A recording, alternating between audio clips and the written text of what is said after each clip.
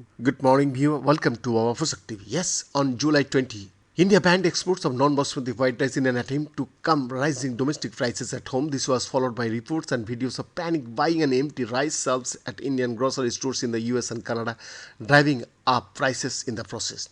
There are thousands of varieties of rice that are grown and consumed, but four main groups are treated and traded globally. The slender, long grain indica rice comprises the bulk of the global trade, while the rest is made up fragrant or aromatic rice like basmati, the short grain japonica used for sushi and risottos, and glutinous or sticky rice used for sweets.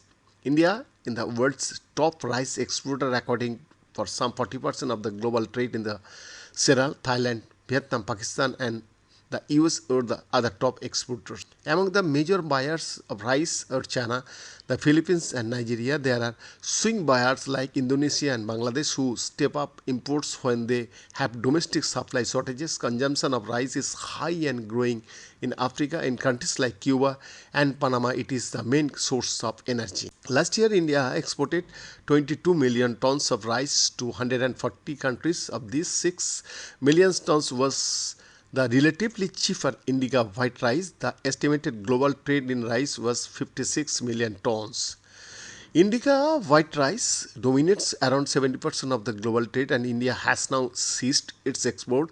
This comes on top of the country's ban last year of exports of broken rice and a 20% duty on non-basmati rice export. Not surprisingly, July's export ban was sparked worries about runaway global rice prices. IMF chief economist Pierre-Olivier Gourinchas reckons the ban would drive up prices and that global grain prices could rise up to 15% this year.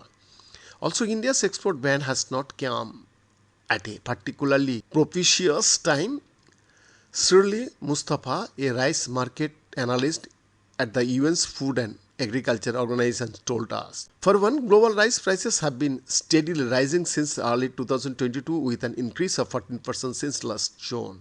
Second, supplies are under strain given that the arrival of a new crop in the markets is still about 3 months away. Inclement weather in South Asia, uneven monsoons, rains in India and floods in Pakistan has affected supplies. Cost of growing rice have gone up because of a rise in prices of fertilizer.